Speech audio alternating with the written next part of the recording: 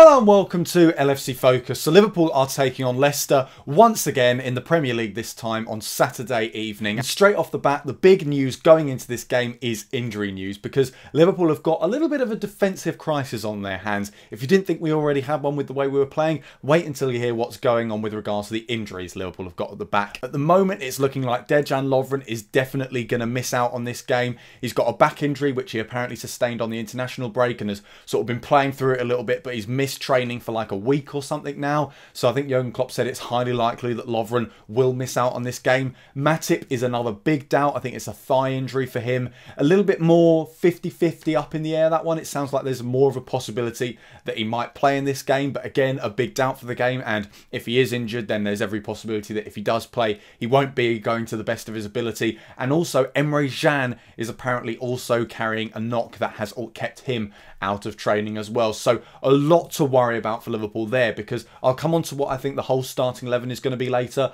but I think it was almost certain going into this match that Matip and Lovren were going to be the centre-back pairing, because we saw Gomez and Clavan on Tuesday night against Leicester, and from the way that Liverpool lined up in that game, it looked like most of the players that played in that match were all going to be ones who wouldn't then start the Premier League game at the weekend. So I think it was fairly easy to tell from that Matip and Lovren were going to be the centre-back duo for the game against Leicester, but with both of them potentially injured and potentially going to miss this game, there's a lot to worry about there and how Liverpool are actually going to line up defensively. I think at the moment it's safe to say that it'll probably end up having to be Joe Gomez and Ranier Klavan, because like I said, even if Joel Matip is available to play this game and he does a little bit of training right beforehand, he's not going to be up to his full level at the moment. He's still going to be carrying that injury, and like, it's a thigh injury, so it's not something that he can really shrug off when playing a game. So there is a huge amount to worry about there, and personally it does make me nervous for this game, because Gomez and Clavan was a little bit of a mixed bag against Leicester on Tuesday night. I mean, the first half they performed very well. I mean, even the Liverpool Echo gave both players 8 out of 10s and thought, you know what, that was actually a defensively solid performance from Liverpool. I think part of that was to do with the fact that we were all over Leicester in that first half. We didn't give them much to do, and when they did have something to do, it was fairly easy to deal with what they got. And then things just completely fell apart in the second half. There was just seemed to be no communication between the two of them. Things just simply weren't working, and I think a lot of the blame has to fall on Ranier Klavan, really, because Joe Gomez, he's a young player, he hasn't played that much at centre-back for Liverpool, and Ranier Klavan is meant to be the experienced old head, and he just does not live up to his name. And then you've got the EMRE Can thing as well, which does really worry me, because I said after the game against Leicester as well that I think one of the problems Liverpool have is that with Jordan Henderson in that number 6 role, when we haven't got the ball and when we're looking to get back and defend, Jordan Henderson doesn't quite do what's required of him there, because when we're in possession and he's just spraying the ball around and controlling the play from deep, he's fairly good at that, but he doesn't quite have the defensive mindset and the reading of the game that you need when playing in that position, in that deep lying midfield role off the ball, to actually pull things off. And EMRE Can just seems to be slightly better at that. I mean, we saw last season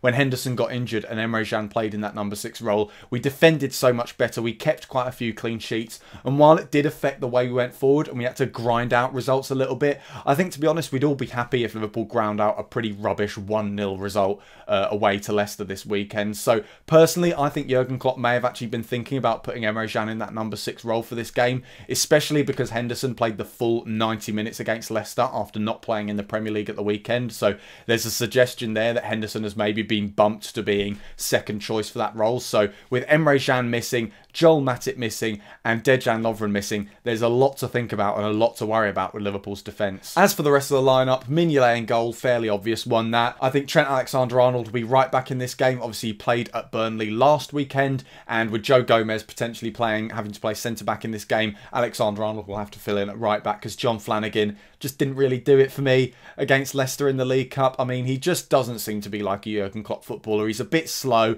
a bit sluggish, he doesn't bomb forward that much, and there were a couple of moments where Damari Gray absolutely had him on toast on that right-hand side. So I don't think Flanagan will get the nod for this game. I think it will be Alexander-Arnold at right back. And then the centre-backs, as I said before, Joe Gomez and Ranier Klavan probably. I think it's possible that Joel Matip could maybe be on the bench if he just about gets his fitness good enough to be included in the matchday squad. But I think if he hasn't been training, and when you look at the problems Liverpool have in their defence at the moment, you'd imagine they'd be working on the defence a lot on the training ground. And if Joel Matip hasn't been involved in that, it doesn't make much sense to start him in the game, because he's not going to be on the same wavelength as everyone else, and he's not going to know how the team are trying to solve their their defensive problems. So I think you go with Gomez and Clavan. At left back, I think it's going to be Alberto Moreno. Obviously, Robertson started the last 2 games, has put in some very, very good performance in those as well. He was probably one of the shining lights of what was a rather poor performance against Leicester in midweek. So there's an argument for Robertson there. But I think after playing 2 games in a row, you'd rest him a little bit and bring Moreno back in for this one. And then the midfield, I think it's going to be Wijnaldum, Milner, and then Jordan Henderson. And I think Milner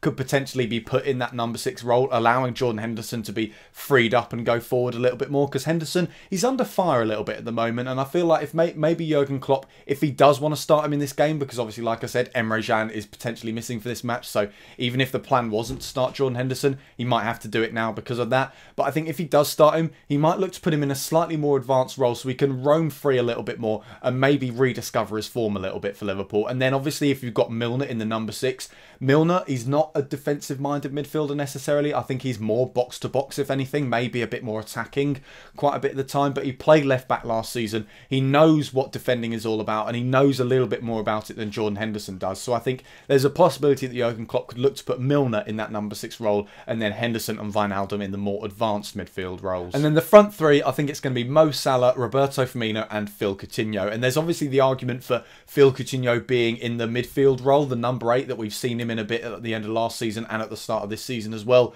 and then maybe putting Sturridge as a part of that front 3. But we saw that in the game against Burnley and it didn't really work. I mean, if you have Sturridge to the centre, you've got to force Firmino out wide, and that just takes away everything that's great about Roberto Firmino. He's so much better playing in that false 9 role in the middle of the pitch, and I think even though Phil Coutinho is kind of better in that withdrawn role than he is on the left wing, we saw what happened in the League Cup against Leicester when he had someone like Robertson who plays in a similar style to Moreno, bombing forward and basically playing as a left winger at times on that side of the pitch. It freed Coutinho up to cut inside and play a bit more like he was that deep-lying midfielder. So I think provided Liverpool start at least one of Moreno or Robertson, which I think they almost definitely will, I think it makes sense to put Coutinho at the left wing where he can still be effective and it doesn't affect players like Roberto Firmino. So taking a look at Leicester then, obviously we played them on Tuesday night, but they made quite a few changes to their team, and you'd imagine that they put out a fairly different lineup for this match. And the big thing that worries me about that is that they will probably be starting Jamie Vardy in this match. And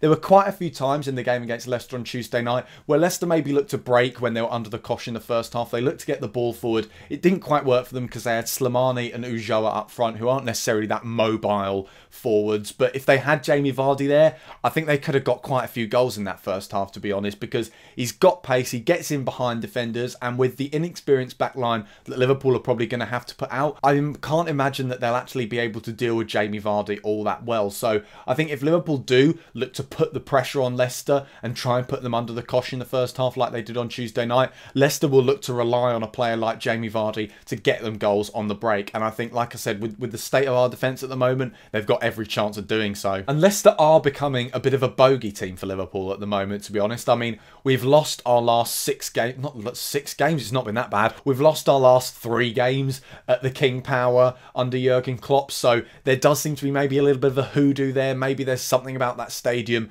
that just gets to our team in a way that other stadiums don't. But Leicester do seem to be becoming this kind of maybe the new Crystal Palace, this team who, no matter what's going on, no matter what players we put out on the pitch, we always just seem to get a rubbish result against them. And a lot of it does come down to the issues with the players like Jamie Vardy and Riyad Mahrez as well. Players who are set up to play on the counter-attack and exploit the weaknesses of teams like Liverpool. And that is the one thing that worries me about this game. Like I said, Vardy and the whole counter-attack thing is something that does seem to be a problem for Liverpool, because it's not like we can't play football at the moment. It's just that we dominate games without scoring goals, and when we dominate games, we're playing high up the pitch and we leave ourselves open at the back, and that just plays perfectly into Leicester's hands. So our defenders are going to have to really, really be on it for this match if we want to get a result. So with regards to whether or not I think Liverpool will actually get a win or at least a draw in this game, to be honest, I just don't know. I think it's really, really hard to call this one because there are those issues with the players that are potentially going to be not available for this match. So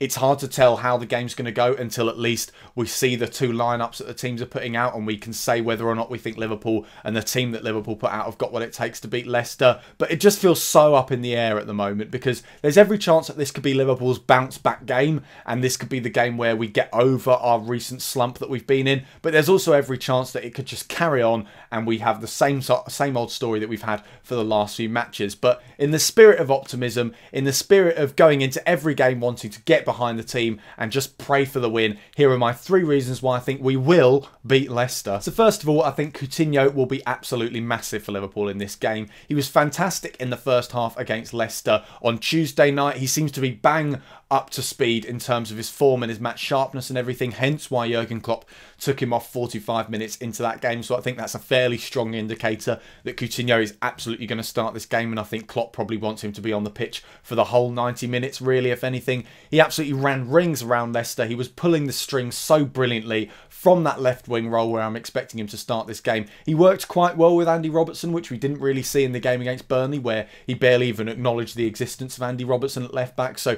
Coutinho seems to be right up to where he needs to be, potentially once again becoming that world-class player that we know that he can be for Liverpool. And if he does play like that, and if he does start this game, which I think he will, then I think he could potentially be the difference. And also I think the result on Tuesday night will have a huge bearing on this game, because the players will want revenge. They'll want to prove that that result wasn't fair on them, because I think there was always the argument coming out the match that Liverpool got unlucky there. I mean, they dominated the first half. They got a deflected first goal and an absolute worldie of a second goal. And I think the only reason we didn't just say, it's just one of those days, it's just a bad day at the office, oh well, we can write it off, never mind, was because it's exactly the same thing that's happened to Liverpool in the 2 games that came before that. And that's why I think we were all kind of a bit upset with that result. So I think the players want to show that that game wasn't a fair the result of that game wasn't a fair reflection of how it went, and they've got the perfect opportunity to do it here. Another game against Leicester at the King Power once again, this time in the Premier League. And I think even though a lot of the players who started that match